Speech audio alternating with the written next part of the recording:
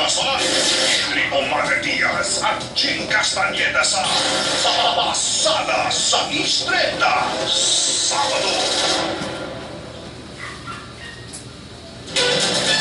Okay, pasada sa Istreta, Sabado. Henry Margadias pa rin po. Jing Castaneda po. At ang ating mga panuhin, sina Mr. Eliazardo Casila, ang President po ng Federation of Associations of Private Schools and Administrator, at si Atty. Joseph Noel Estrada ng CEA, Cocopea at PAPSCO at Emilio Aguinaldo College. Partner, nabitin tayo dun sa ano. Of course, pag-usapan din po natin maya-maya, no?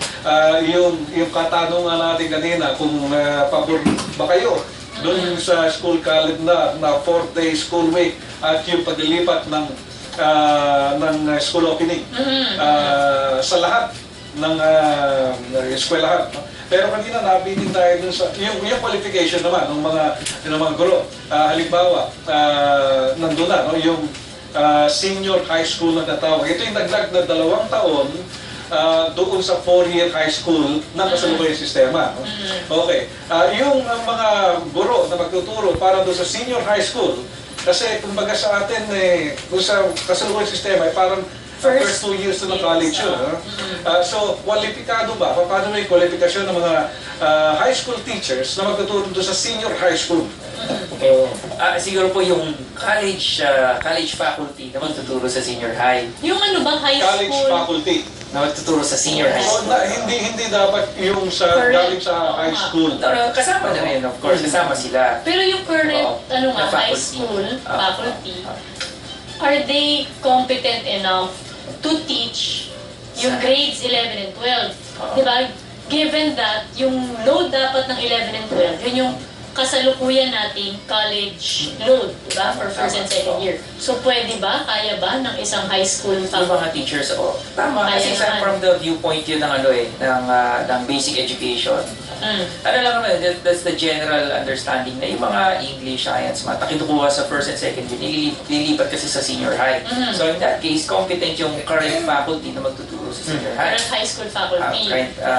Current college faculty. Ngayon, yung current teachers naman na nagtuturo ng junior high school, ibig sabihin first to fourth year, mas qualified din sila kasi nag-let sila. Kailangan i-update lang niya mga competencies nila, mga pedagogies based on the new curriculum of senior high.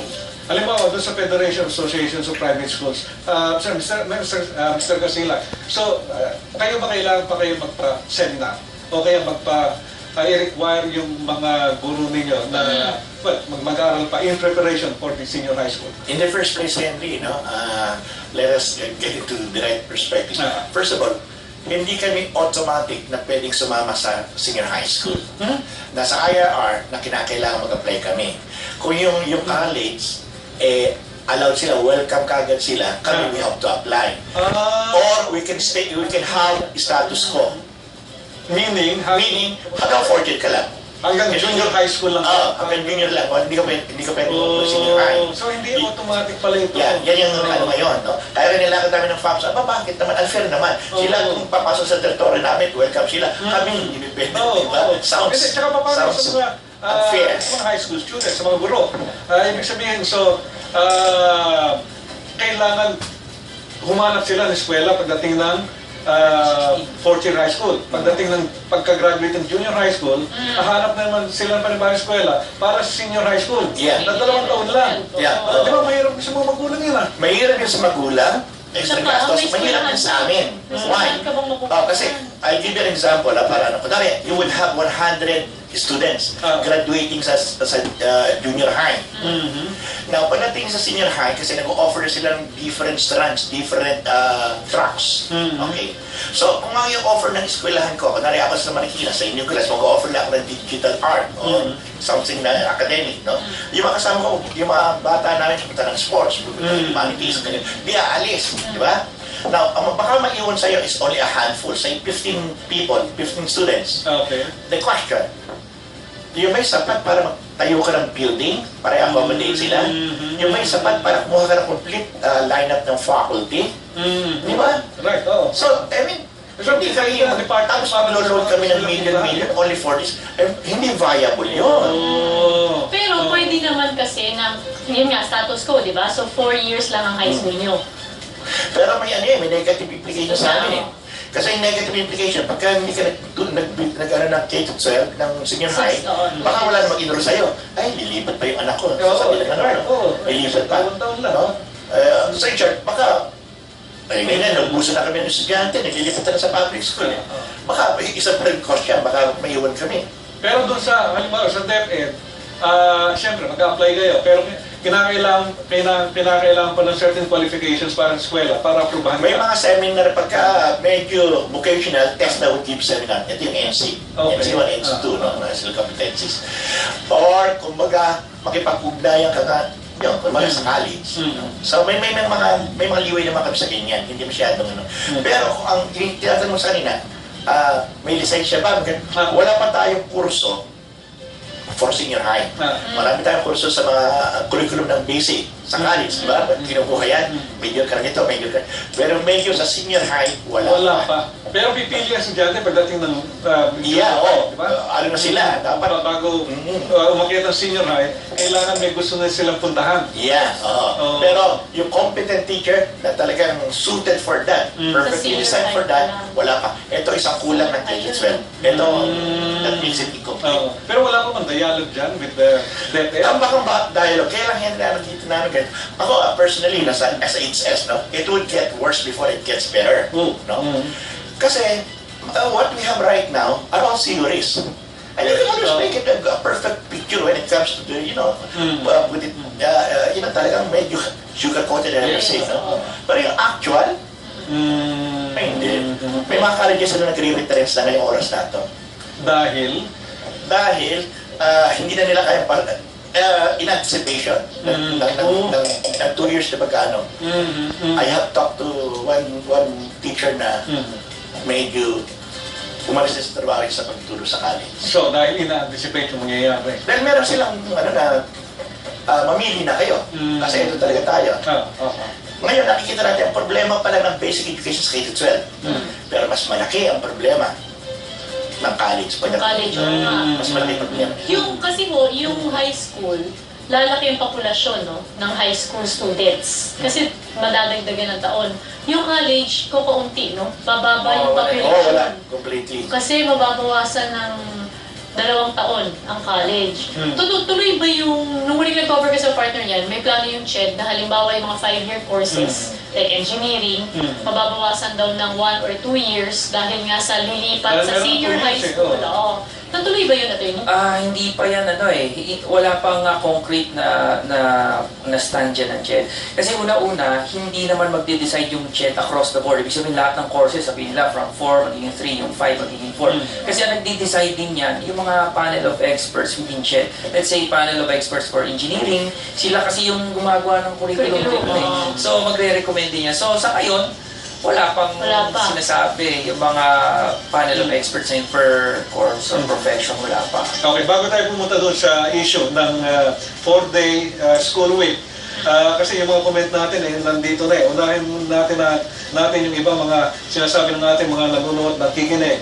Sabi niya sa US at Canada, mula ito kay Juna Paranaque, sa US at Canada ay meron subsidy lahat ng private school sa mahal na matrikula ng private school at ngayon meron pang grade 12. Dapat ba magbigay ng subsidy sa private school? Hindi ba? Sabi ni June Paranaque. Well, ano masasabi niyo rito? Dapat. We're not subsidized yet in the Philippines, no? We live on the mercy of tuition fee. Okay. Pero nagigipitan nga kasi ang private school, meron kaming miyembro na nagpapasweldo pa ng 6,500 a month. Ang public school is 21,000 to 24,000. No? So talagang, kumbaga, makikita mo, medyo, most of our members would also close shop. So talagang humingi kami na, kung hindi man kami subsidize, gusto namin, bigyan naman kami ng loan. May loan na rin mo sa abroad babayaran mo namin We can cite all, pwede kami, Kaya lang nakataas ng interest ng loan sa ibang bansa. Oo, hindi, pero huwag naman. Mawa naman sila. So Huwag naman walang sa special, loan Wala, Jing. package for schools? Wala. Meron para sa mga estudyante, yung sinasabing GASPE, Government Assistance to Student Teachers of Pero Private yung mismo Education. sa eskwelahan? Wala. Na yun ang kinakailangan na bigyan. Actually, yan ang isang area na dapat in-explore ng mga mambabatas natin yun. How the government will finance education, regardless kung papadaanin yan sa public institutions or sa Ipipinas ng private. PIDAF eh. Kasi ano alam mo, it will save the government some resources kung let's say, if i-finance mo yan through the private institutions kasi nakatayo na yung building yan, may mga teachers na yan, faculty. So pwedeng i-finance mo yan. Ibig sabihin, i-finance mo yung pag-aaral ng mga bata na nasa private school. Mas makakatipid ang gobyerno doon kaysa sila mismo ang magpapatayo ng mga paaralan at sila yung mag-hire. Pero yun nga sinasabi ko, kasi sa ibang bansa, iba naman yung unang-una, iba yung ekonomiya, halimbawa sa US at Canada. At mas mataas yung taxes nila ron. Mas mataas ang buwis nila. Pero yun nga lang, sa mga bansa ngayon, at least sa Canada, mataas ang binabayarang buwis, pero nakikita mo. Oo, kaya, oo. O ngayon, nakita na naman natin sa pumupunta yung buwis, di ba? Sa PIDAF. Sa PIDAF. At yung PIDAF ay napupunta sa... Pinapolis. At wala kayo na polis, napunta sa... Pinakokers mo sa kaseta. Okay. Ito, tweet naman po ni Roderick Nicolas. Bago nila inilunsad ang K-12, sana po ay inuna muna nila ang problema sa kakulangan sa guro, classroom at textbook. Yeah. Hanggang ngayon ba kulang pa? Napakalas ng point, ha? Sa public school, lagi naman kulang. Kasi every year tumataas ang 2% ang enrollees eh. May mahirap Hindi dito sa mga private schools, lagi, yearly yan, nababawasan yung population ninyo. Yeah, oo. Kasi, sa totoo lang, noong una kasi, hinahabol yung, kumbaga, education excellence, di ba? Quality. Quality. Ngayon, financial na problema talaga. It's simply financial, kaya napupunta sila sa, nag-exodus sila sa public school. Marami na rin ba nagsasara ng mga private? Marami. Yearly. Kaya nga, yan ang magiging problema ng DepEd eh. Kakayanin pa nila kung magsara kami, lahat kami. May nga alam, hindi lagi may problema tao sa teachers, sa classroom, sa chalk even, no? Panagsara pa kami. Mula kay, hindi siya nagpakilala, pero sabi niya, kalukuhan niya K-12 niya, lalo niyong pinahirapan ng mga magulang, hindi kami stupido para hindi maintindihan. Ang DepEd mismo ang dapat umayos. Okay, partner, good PM Henry and Jane, para tumaas ang kalidad ng edukasyon, lalo na sa Bulacan at Pampanga, mahinto na ang master degree at units na bentahan. Karamihan sa DepEd teachers, may hawak na Harvardian college degree at unit na nasa pwesto na kaya mababang kalidad ng edukasyon. For sale, meron bang for sale na master's degree? Actually, maganda pag-usapan niya. Maganda pag-usapan niya kasi nasa XXX pa kami, ginagawa kami story dyan. Meron kami nakakitang mga universities sa mga probinsya na nagtataka kami doon sa mga enrollees sila, lalo na sa masteral at doctorate, maraming mga government officials. Kasi pag ipopromote ka, kailangan mo ng master's degree, master's degree or doctorate kung medyo mas mataas na posisyon. Pero doon sa universidad na yun, sa isang probinsya sa Central Luzon, makikita mo, ang dami nag-enroll doon ng mga government officials. Pero absentee It student. turned out na yung eskwelahan na yun, parang diploma nila, parang recto. Mag-enroll ka, magbabayad ka, medyo pwede nga, meron ka lang assistant, bahala na yun sa mga requirements. Pagkatapos, sa susunod na pasok mo, meron ka ng diploma. May masteral ka na. At pwede ka nang i-promote. Pero doon sa mga nalalaman niya, meron ka Ganun pa ba kung ngayon? Well, sa amin, so far, 1,800 member colleges and universities yung Kukupeya. Very, kami dyan, conscious kami. So far, sa members namin, wala namang ganyan. Lalo na sa mga Catholic colleges. I mean, without naming names, hindi tayo babakita mga pangalan. Pero, nasa industriya kayo eh. Hindi nyo ba nababalitaan yung mga ganitong mga kaparaanan? may mga requirements sila na very lax. Pero hindi mo na mga tipong walang papasok, tapos you get your degree. Parang go student. Yung mga tipong, kasi ngayon may MA ngayon, pwede na may thesis ka, pero wala defense, di ba? No defense. May online na rin ngayon. May online na. Medyo pwede kumbaga tipong, yung bang out of Filipino values na, ma'am, pwede ko bang ganito lang papasok o ganito lang na ano ko? Yung mga ganun. Yung na-accommodate ka talaga. Pwede ma-accommodate. Baka mas prefer nila yung doon pumasok dahil mas madali. Mas madali doon makapasa, mas maluwag. Pero siguro yung medyo mahirap na yung ngayon talaga yung fly-by-net, diploma, medyo nag-stake na rin yung chete. Pero in-acknowledge namin may mga ganun pa rin. No? And it's really a regulatory Kasi nakita namin yung pattern na to. Kung bakit isang opisyal ng gobyerno sa isang bureaucrat kapag pag-promote, mag-enroll sa university na yun at makakuha siya, hindi lang yun siya, ang dami sa lahat ng branches. Anyway. So yun ang specialty niya, partner. Oo, Ikaw naman. anyway. Yun ang specialty siya. Yun naman yung specialty. O ito, Henry G, bakit ang magsasacrifice at pakikialaman ay ang schedule ng mga student?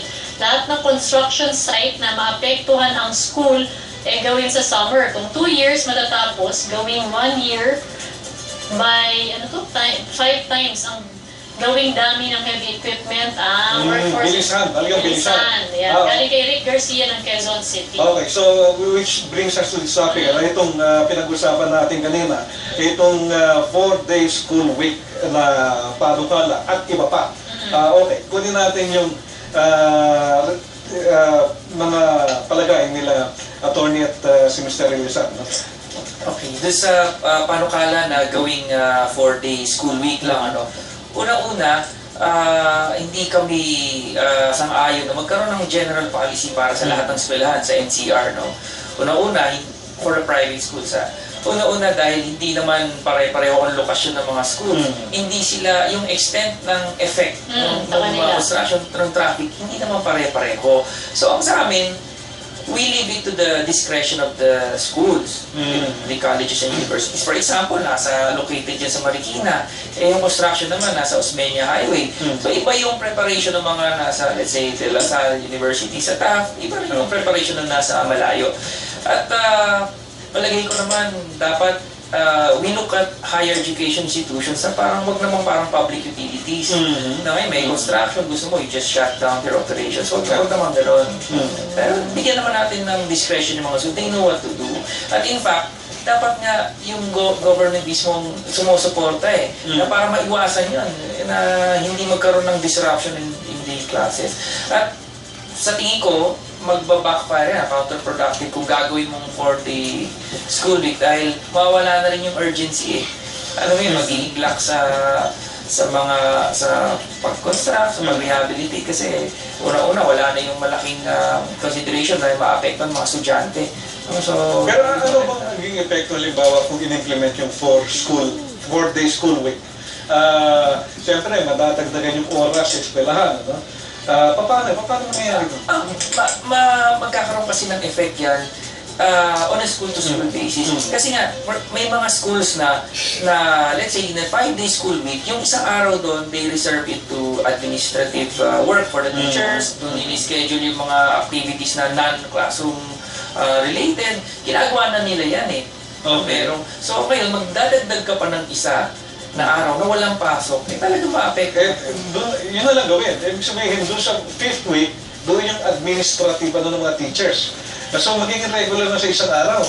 Well, kaya nga sabi ko, iwan natin sa mga school yung So, kanya-kanya silang sistema. Paano nila gagawin yung, paano nila harapin yung problema sa traffic. Pero mahirap kasi na meron tayong general policy for all schools. Sabihin mo 4-day school week medyo hindi makakatulong yun para sa lahat. Kasi nga, hindi naman lahat situated doon sa mga construction sites. Kung attorney, per school district, per area kunyari, o kayong lahat ng nasa Quezon City, for the first 3 months, tatamaan kayo ng construction.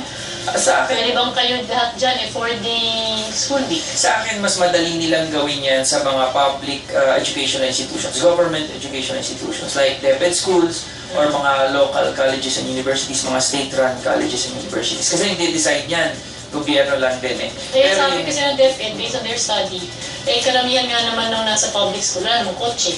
So, hindi rin daw, hindi rin ganun kalaki yung impact pag hindi mo pinapasok yung mga students, public school students, unlike private schools, kasi private school lang may kotse. O, Mr.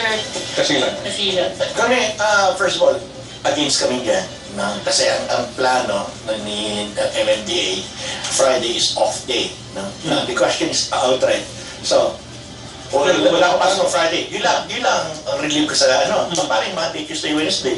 Then, Thursday, di ganun, wala pa rin. At least mababawasan ba yung tao sa kalye? Yeah, So, we suggest long range at short range first. Kasi the construction will go on for 3 years. Sinasabi, no? At least. Timetable yun ng gobyerno. We don't even know, baka it would go even longer. No? So first, siguro, let's go carpooling. Kasi walang mga bata, yung mga sa public, yung sa private school, yung mga kotse natin. No? Kasi it would give you 5 advantages first. You save on gas. Nakatulong ka sa walang pera, di ba? Tapos, pwedeng sabihin, ito, memorandum lang kinakailangan rito ng isang, kunwari, mayor or what, no? O isang director. O yung hindi, dapat ang sasakyan nyo, 5 hanggang 6 ang sakay. Otherwise, hindi kayo pwede mag-park sa campus parking natin. Okay. Memorandum lang yun. Okay? So this would involve the teachers, even. Pati na mga administrator, susunod doon. So, pagka ganun pa, nasa advantage doon, hindi ka pa sa lawless element dahil takot sila. Sandali, you have to settle with 6 passengers, di ba? So, safe ka pa sa ganun, no? And then you can use the parking ng School ground. malaking bagay yun. So, you have these advantages. At mga kasama ka ngayon sa MMDA program. Ang long-range plan naman namin is baka pagkakataon na yung mga taga-probinsya, karamihan naman sinabi natin doon sa Metro Manila is from the province, di ba? So baka pa pwedeng DepEd, CHED, at saka TESDA, I would say, baka pwedeng bumalik kayo na kayo. Lahat naman ng probinsya ngayon, may mga colleges na. Doon na kayo doon na kayo mag-aaral. Kasi itong 3 to 4 years na, we do not know, bakit you may go longer, no? Tatapos na isang kurso. Di ba? May course ng 2 years lang. Di ba? Saan mo mas gusto? Samantalang sa probinsya, mura, malapit, safe, no traffic. So, ang sinasabi yun, Sir Sila, parang may iba pang paraan. Meron Para pa. ma-deal Kasi with otherwise, this. excuses. Kita mo ha? Pag hindi na yun, excuses. 365 days in a year. No? Tanggalin mo yung weekends, Saturdays and Sundays. You're left with 260. Tanggalin mo yung summer months. Dahil walang summer months April and May, no? That's 61 days. You're left with 200 days. And that nag-aalat sila 20 days. Ito yung buffer nila, buffer ng private schools daw, para sa exam, sa activities at saka sa suspension. So, your 180 days na lang ang natitira sa calendar. Okay? Tatanggalin mo ngayon 36 days na hinihingi ni Tolentino na MMDA chair. You're left only with 144 days from 365. Kaya ba yun? The question, who among us would be happy kung mabalik ka na mataas sa tuition fee, ang pag-aaralan ng anak mo is only 144 na natira sa 365 days? Okay. So, Ano naman natutunan doon? suffer yung quality. Yeah, kasi pagka ang sabi nila, Monday, Tuesday, Wednesday, Thursday, pag-dedicate to 2 hours. Mental natin you'll be making robots out of the students. They can only take so much, di ba? Hindi pwede pagka napapasin namin sa musikant na pagdating ng 3 o'clock, talagang nakatingin na lang sa'yo Idadagdagan pa ng 2 hours. Wow, sandali. Pero sa public school, sir, baka posibleng effective. Hindi rin. Half day lang ang public school. Oh, yeah, kaya nga. Half day na nga lang, magkukulang pa. Is that what they were like to Hindi, say? mukhang may plano sila na gawin, kunyari, half day, everyday papasok ka, pag-umaga ka, di ba? Tapos may panghapon na batch. Ang inisip nila, yung pang-umaga, mag-whole day siya halimbawa ng MWF, tapos yung panghapon, mag-whole day siya ng TTHS. Parang may gano'n din silang nilalaro. Kaya nga. Baka yun, kung sa public school effective, Oo, may concept silang 3 or 4 days eh. Pero kakabakan yung oras. Yung attention Oo, na, hindi ka na. attention Imbes span ng na bata. O yung attention span hindi na hindi kakayanin yun. Kasi talagang Magandang point siya. masakit na sa bata yung you can only absorb so much. Oo. Hindi na pwede.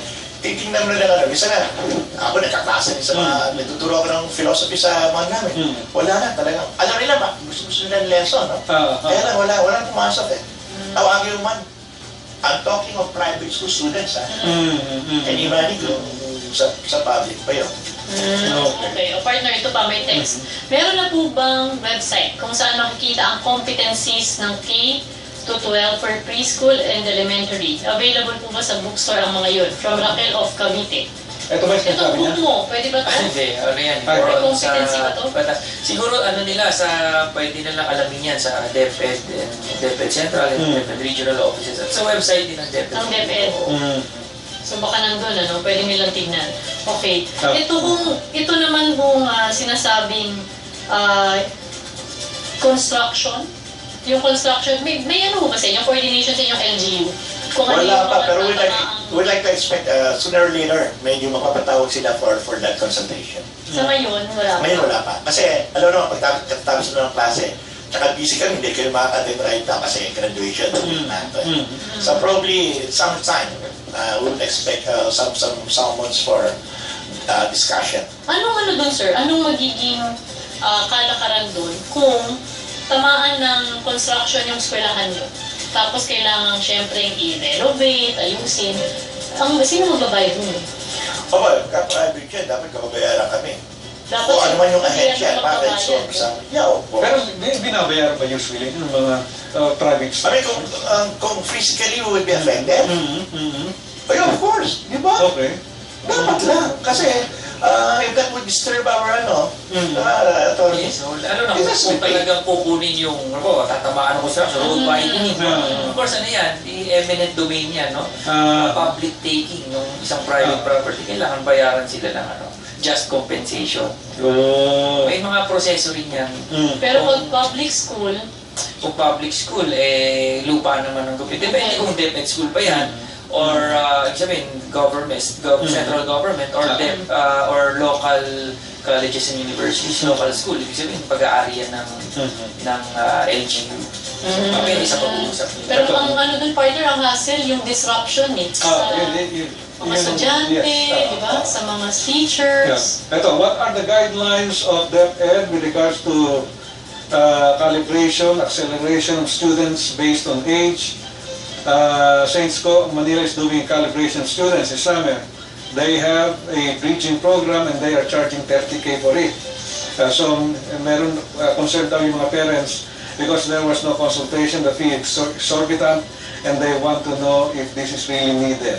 Ayun. Sa mga private school, meron ba talaga ng ganito yung natawag na Baka acceleration nga. Acceleration. Ano ba yung acceleration, calibration na yan? I don't know yung word na calibration. Ang acceleration is probably medyo okay naman yung competency mo, proficiency mo sa mga subjects na sa level lang to. Pwede kayo accelerate. Okay. No? Pwede kang higher level.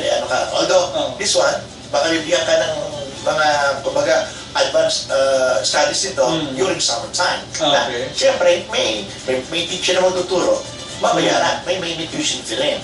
Mahal pala ng 30K? Meron ba yun talaga? Maliit pa yun. Maliit pa yun? Gano'n? Actually, partner, may mga natatanggap din akong mga ganyang sumbong, yung iba-ibang mga eskwelahan. Sinasabi nga rin kasi ng mga magulang, ano ba raw yung standard? Tama yung tanong nung nag-text sa'yo eh. Kasi ano nga ba yung standard ng DepEd pagdating nga sa ano yung term na ginamit nyo? Siya kasi calibration ginamit yung term. Acceleration. Acceleration naman ang ginamit yung term. O kasi kanya-kanyang tansya na ngayon eh, ang bawat private school. Kung nasa na sila dun sa recalibration nga eh, ng per year level, depende dun sa bagong standards na nilabas ng DepEd. So, pero problema, kanya-kanya kasi bawat school nga ng kanilang Hindi, no? Kasi kanina you're talking about autonomy, no? Sa basic education, basic education naman ako. No? So, when you put up a school, when you establish a school, you go the permit phase. Ito every year, renewable yan.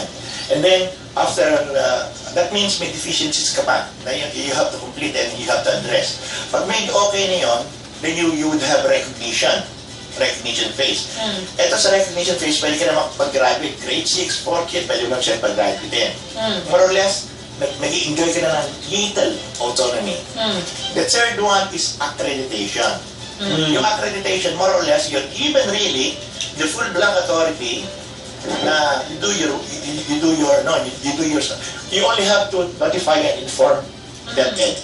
Pero you are practically on your own. Parang you enjoy autonomy na. Yun ang accreditation. No? Now, sa scholastic yan, I would like to believe kasi depende sa branch. Depende sa branch. Clear ka yan, Tony. Kasi sir, ang nangyayari, dati kasi malinaw partner na pag ganito yung edad mo, itong grade ka. Ngayon, dahil sa K to 12, nag-iba-iba ngayon. 6 taon, dapat ang grade. Ganito Kasi kasi. nag-adjust yung mga school. So may mga iba nga na nag-accelerate, meaning from grade 4, grade 6 na sa pasukan. So yung iba walang ganyang summer program. Yung iba, tulad nung binanggit nung nag-text sa'yo sa Facebook, may mga summer program at may bayad nga yun para mag-move up. Pero kasi, even before kasi K-12, no, may mga malalaking schools na alam natin, meron silang grade 7, meron silang required mandatory na preschool or kinder. So pag tinignan mo, 12 years na yung basic education cycle nila. Okay? Kaya karamihan, yung mga standards lang, mga 10 lang. No? So may mga malalaking schools na 12. Ngayon, kasi sabi acceleration, evaluate ngayon ng DepEd yan, mga estudyante ng mga schools na to, mga billing schools ngayon, kung makita nila na yung competencies ng mga bata, na-meet na yung requirement na K-12, hindi na sa kailangan magdagdag ng 2 years, i-accelerate ka agad. Okay, now, syempre, in between those mga parang standard schools lang, tapos meron, of course, merong in between, mas matataas pa, syempre, meron silang bagong mga qualifications na hinahanap, let's say, from grade 6, tutungtong ng high school. So medyo advanced na rin. So ngayon, para maka-catch up yung mga estudyante na yun, nagkakaroon ng bridging programs, mga remedial classes. During summer.